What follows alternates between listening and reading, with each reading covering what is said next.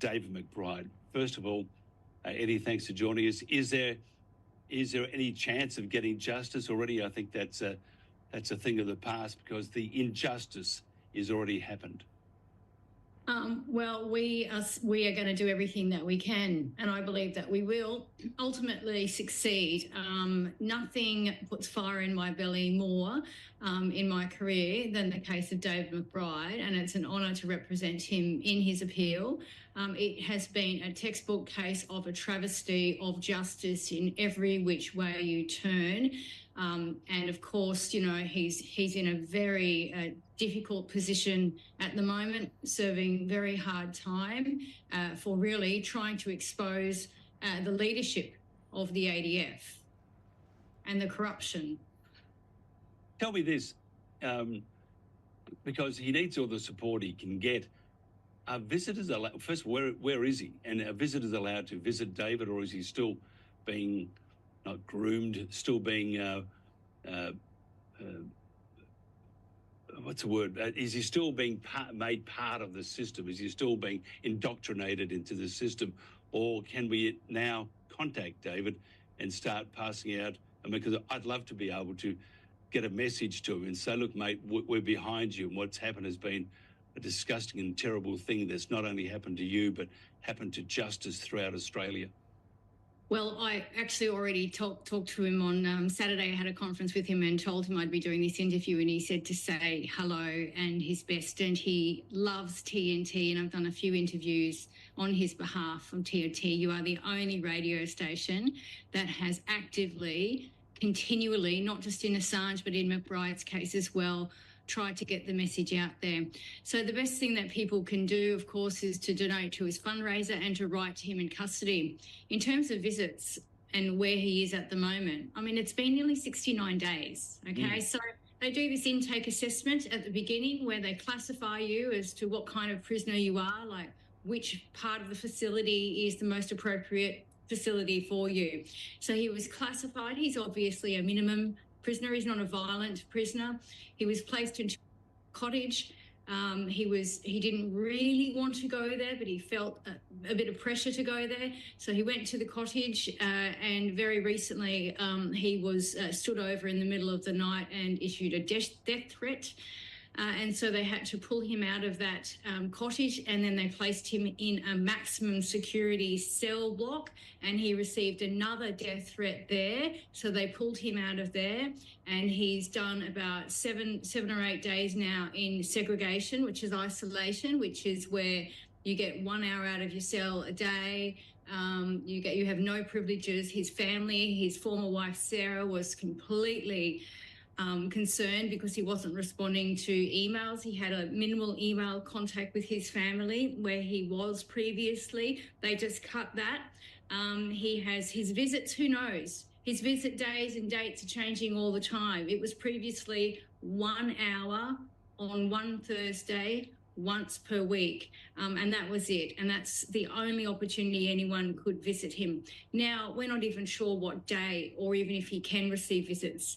I'm lucky I'm in that position as his lawyer to be able to have as many conferences as I can with him. His mental health is not good. He's getting no access to natural light at the moment.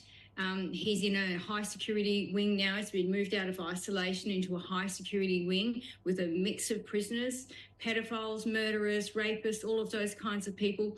Since he's been in there, I think it's 69 days now, Mike, he's always looking over his shoulder. He's never able to relax. He's someone who experiences PTSD. He's had major depressive disorder before. There's only so much medication can do in a situation like that, when you have to sleep with one eye open really every night, looking over your shoulder, making sure that someone's not going to attack you or harm you. So things are very, very grim at the moment. We're not even sure if all of the letters are getting through. I know some have, I know some haven't. But certainly what we're wanting to do, we really have hardly any money in the kitty. Myself and the two barristers have been working pro bono to date. And so we're asking people to just throw whatever they can into his fundraiser called David v. Goliath on the Chuffed fundraiser platform, so we can hopefully run a bail application in the near future and get this appeal on. Tell me this, why the excessive, I suppose, force? Conditions are bad. He's in fear of his life. This man was a major with the British Army twice and with the Australian Army once, and a brilliant soldier. All he did was expose criminals, because for example, if you work for a company and your management, you went to your management to say, look, there's a bunch of blokes here or people here doing some bad things. Here, man, can you do something? And they say, no, we're not going to do anything about it. And the company has an accountability to the Australian public. And you keep going back and they say, no, we're not going to do anything about this. Well, if those crimes of those particular people are of such that it threatened or created the death of innocent people, surely the person who has divulged that because he went to the ABC and created the awareness, the only crime that he's done, in my opinion, because he told about bad people that have killed people, the only crime that he has done is hurt the feelings of incompetent bullfeds at the very top. And they are incompetent bullfeds, and they should have been fired on the spot, because they didn't do their job looking after the Australian public and doing the right thing for Australia.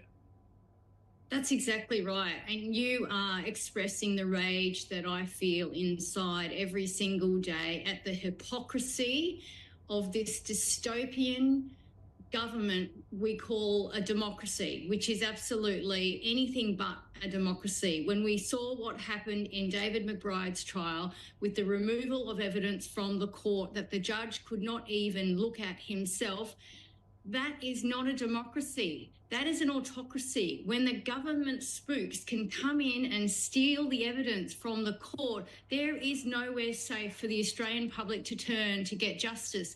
And that's all he wanted. He wanted his day in court. He thought, finally, I can count on the court. I am a lawyer. I believe in justice. This is my opportunity to have my trial and show everybody the full picture, what happened and who was responsible at the very top.